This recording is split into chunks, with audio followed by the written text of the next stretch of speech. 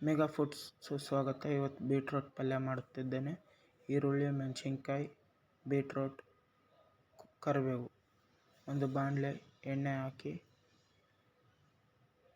ಎಣ್ಣೆ ಕಾಯಬೇಕು. ಕಾದ ನಂತರ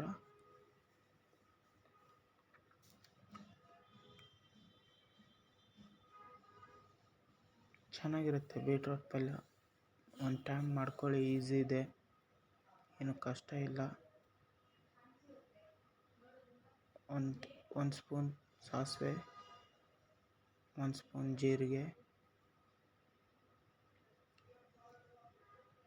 ನೀಟಾಗಿ ಫ್ರೈ ಮಾಡ್ಕೊಳ್ಳಿ. ಜೀರಿಗೆ ಸಾಸಿವೆ ಸಿಡಿದ ನಂತರ ಕರಿಬೇವು ಹಾಕ್ಕೊಳ್ಳಿ. ಕರಿಬೇವು ನೀಟಾಗಿ ಫ್ರೈ ಮಾಡಿ. ಅದಾದಮೇಲೆ ಮೆಣಸಿನ್ಕಾಯಿ ಹಾಕ್ಕೊಳ್ಳಿ.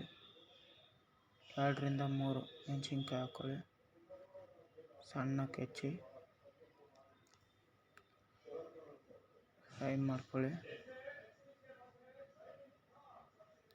ಅದಾದಮೇಲೆ ಈರುಳ್ಳಿ ಹಾಕ್ಕೊಳ್ಳಿ. 2ರಿಂದ 3 ಈರುಳ್ಳಿ, 2 ಇಲ್ಲ 3, 5 ಬೀಟ್ರೋಟ್ ತೊಗೊಂಡ್ರೆ 3 ಈರುಳ್ಳಿ ತೊಗೋಬೇಕು. ನೀಟಾಗಿ ಫ್ರೈ ಮಾಡ್ಕೊಳ್ಳಿ. ಚೆನ್ನಾಗಿ ಫ್ರೈ ಆದರೆ ಚೆನ್ನಾಗಿ ಟೇಸ್ಟ್ ಇರುತ್ತೆ. ಹಂಗಾಗಿ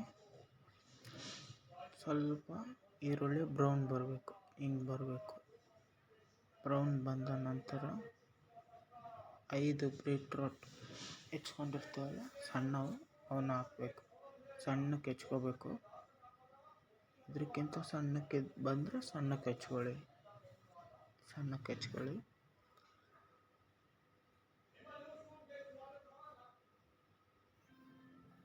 ನೀಟಾಗಿ ಮಿಕ್ಸ್ ಮಾಡಬೇಕು.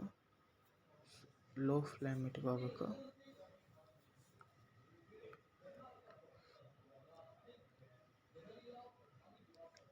ಲೋ ಫ್ಲೇಮ್ ಇಟ್ಕೊಂಡು ಅದ್ರ ಮೇಲೆ ಮುಚ್ಚಳ ಮುಚ್ಚಿ 5 ನಿಮಿಷ ಬಿಟ್ಟು ಮತ್ತೆ ನೋಡಿ, ಉಪ್ಪು ಹಾಕಿ ರುಚಿಗೆ ತಕ್ಕಷ್ಟು.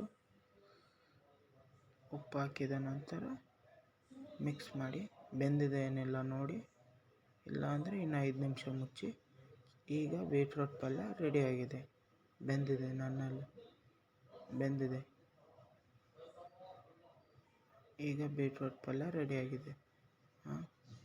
ಚೆನ್ನಾಗಿರುತ್ತೆ, ತಿನ್ನಿ ಚಪಾತಿ ಜೊತೆ, ರೊಟ್ಟಿ ಜೊತೆ.